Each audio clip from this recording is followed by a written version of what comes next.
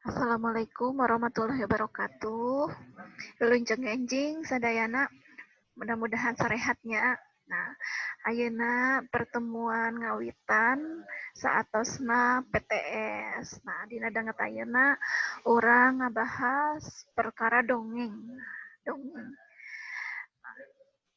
Urang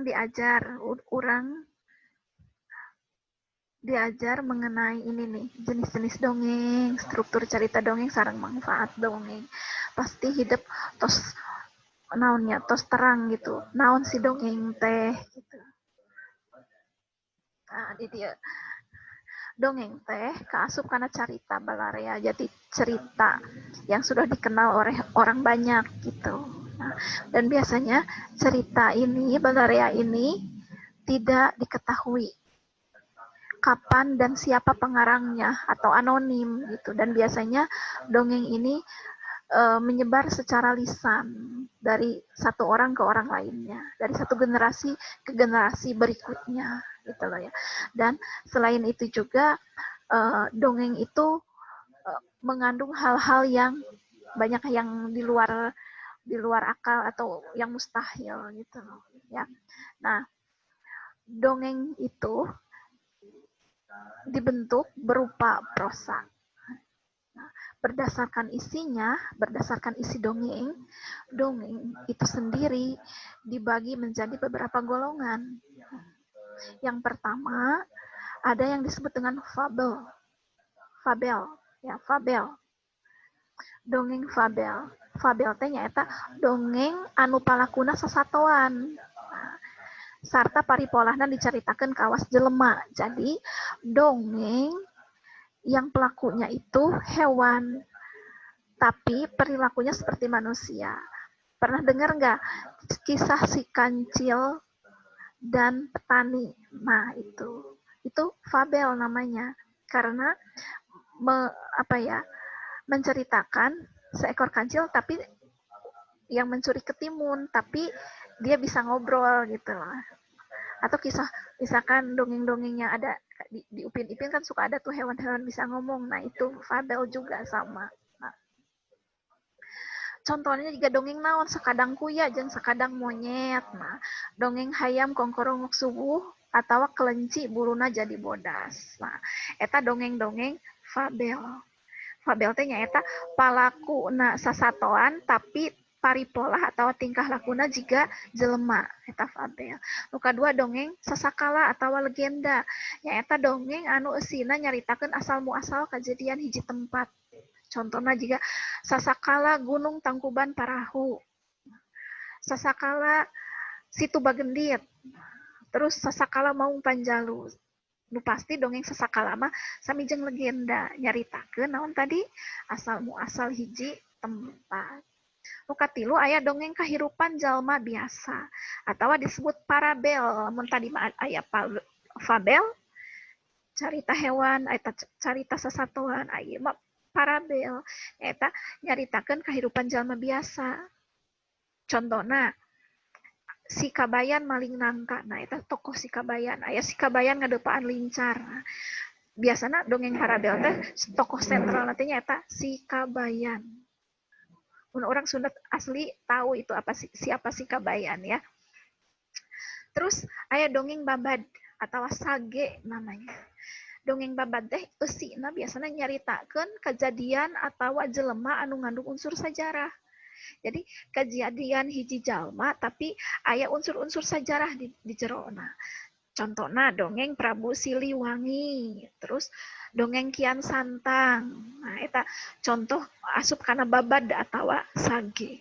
Nu kalima dongeng kepercayaan atau mitos. Kepercayaan naon wae cing.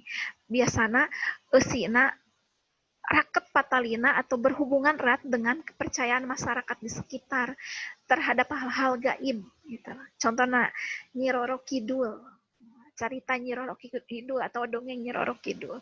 Terus dongeng Ratu Inten Dewata. Nah, eta berhubungan dengan kepercayaan masyarakat. Tah eta jadi aya 5 golongan dongengnya anu kahiji fabel, carita sasatoan. Anu kadua dongeng sasakala asal muasal hiji tempat. Anu katilu parabel eta nyaritakeun kahirupan jalma biasa. Nu kaopat dongeng babad atawa sage. Dongeng anu nyaritakeun kajadian atawa jelema anu ngandung unsur sejarah. Nu kalima nu terakhir nyata mite dongeng kepercayaan. Anu raket patalina jeung kepercayaan masyarakat kana hal gaib. Tah ayeuna urang ngabahas mengenai struktur carita. Struktur carita dongeng naon wae. Struktur nate diwungkul nu mimiti pasti aya naon tema, gagasan pokokna, dasar pikeun pangarang dina nyusun carita eta tema. Anu kadua palaku penokohan. Tokohna saha wae disebutkeun bisa jelema, bisa satuan, bisa bangsa lelembut, makhluk halus lelembut tehnya. Terus nu katilu latar atawa setting. Ya, digambarkan tempatna, waktuna, di mana. Nu kaopat galur atawa alur atawa plot, nyata runtuyan carita. Nu kalima amanat. Nyaeta pesen anu rek ditepikeun ku pengarang ka pembaca. Eta anu asup kana struktur carita atau struktur carita dongeng. Tah ayeuna anu terakhir, bahasa anu terakhir nyaeta manfaat dongeng. Salian ti keur hiburan manfaatna naon wae. Nu kahiji pasti tadinya hiburan. Anu kedua atikan moral sebagai pendidikan moral. Sabab hampir di sakabeh dongeng sok aya moral value, nah sok aya amanatna anu ditepikeun. Jadi ada hal yang bisa kita ambil hikmah gitu loh. Hampir semua dongeng ada yang namanya moral value atau atikan moral. Nah, nomor 3 nyaeta salaku kritik sosial. Keur ngeritik gitu nya. Tah eta 3 manfaat dongeng. Rupina materi kanggo minggu ayeuna cekap sakieu bae. Lumayan rada singkat ngarah teu puyeng teuing hidupnya. Medar perkara dongeng wungkul. Mudah-mudahan tiasa dipahami kalayan genre. Lamun aya nu teu ngartos taroskeun langsung. Nah, di dieu aya tugasna langsung di dieu latihan. Aya dina LKS oge nya tugasna.